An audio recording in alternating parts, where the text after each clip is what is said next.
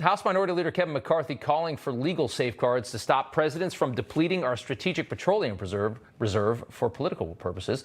In reality, he should be filing articles of impeachment. In a radio show appearance, the Republican leader slammed Biden for putting the entire country at risk in order to manipulate this next election.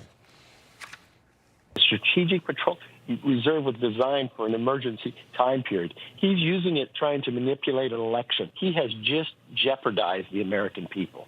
So we're going to have to safeguard that you cannot use that for your political gain. It would to be used what it's supposed to. It should be impeachable. I can't believe that it's not. Yesterday, Biden announced the release of another 15 million barrels of our strategic oil in case an emergency happens. He already ordered 180 million barrels to be released this year, and that's the last of it. The White House says Biden's plan to refill the reserve will happen if and when oil prices drop to $67 to $72, somewhere in that range. Right now, West Texas crude is at $86 a barrel. Remember, Democrats blocked Trump from filling the reserve at a fraction of that price. March 2020, Trump looking to stabilize the industry after COVID. He proposed spending $3 billion to fill up the reserve. At the time, oil was $24 a barrel. Remember how cheap it was when the entire world economy froze? Democrats blocked that from making it into the stimulus bill. Chuck Schumer called it a bailout for big oil. They hate fossil fuels, and we all know it. Trish Regan joins us now. Good to see you. Dumping, I mean, we did the math last night. It's like 12, 15, something like that, $billion that, in my opinion, is basically just turned into a slush fund to help Democrats win the midterms, is basically what they've done with all of that oil. What do you think? Well, let's be clear. It's called the Strategic Petroleum Reserve for a reason, right? And it was put in place so that we wouldn't be facing a situation where perhaps you might be engaged in war or in some kind of environment where everything was shut off, where you had no access to any oil from around the world and you needed it, right? That's your emergency supply. Like, you don't go rummaging around the emergency supply, Rob, when, okay, yeah, oil prices are high, but they're manageable. Right? It's just so ethically wrong. Now, I get it. It's not fun to have oil prices this high and have gas prices move this high. It's not good for the American people. And the American people do need relief.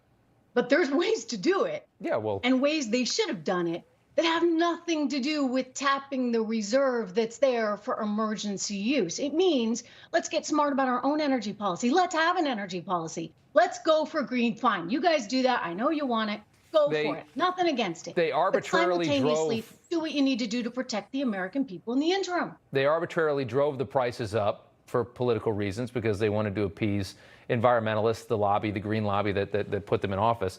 And then the prices go up. They realize there's a political consequence, so then they risk our national security to bring them down. It's utterly despicable what they do with energy in this country and how they manipulate it and how they try to pretend like, oh, we're just trying to help the American people. No, you made prices high to begin with, and now you're doing this to bring them down rather than just letting the industry rip.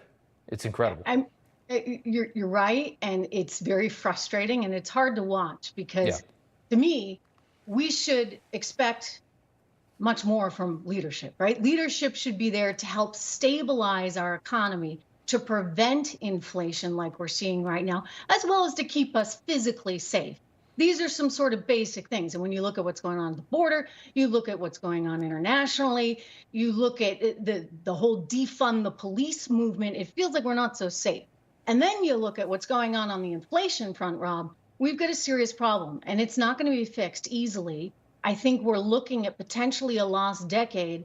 And by the way, these moves that he's been making on the SPR, it's not mattering anyway. Oil has still been going up because guess what? Global markets understand this oil is at a premium because we don't have a lot of it here. Yeah. And, Russia's come offline and it's going to be tough in Europe this winter.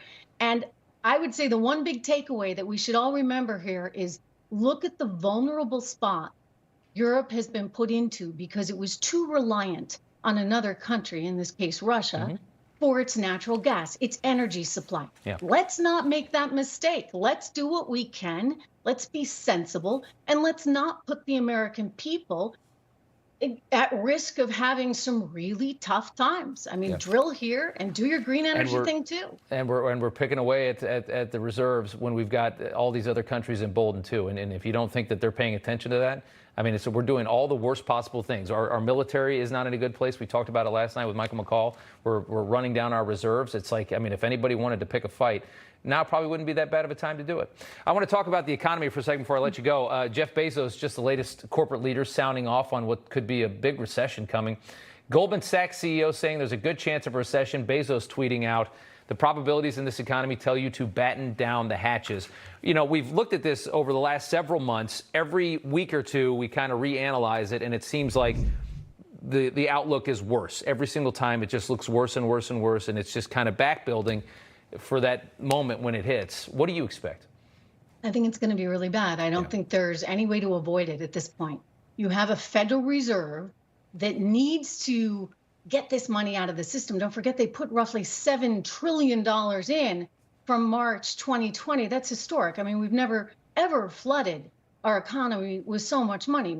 In the meantime, you get Joe Biden with the stimulus checks, and you get the Democrats with all these stimulus plans and packages. This is a lot of money. So how are you going to get it out? Well, you have to raise interest rates a lot. There's some other things they could do that they should do that they're not looking at. But how else do we get out of this mess? Otherwise, we are looking at massive inflation for the foreseeable future. So it is going to be painful. Rates are already quite a bit higher. Pretty high, higher mortgage than they've been in a long time. Mortgage highest in 20 years right now. 7.5 point for a mortgage, and the inflation's still at 8%. You're right. It's scary. It's crazy to think what it's going to take to get inflation to come down. Trish, thank you so much for taking the time. Good to see you. Good to see you, Rob.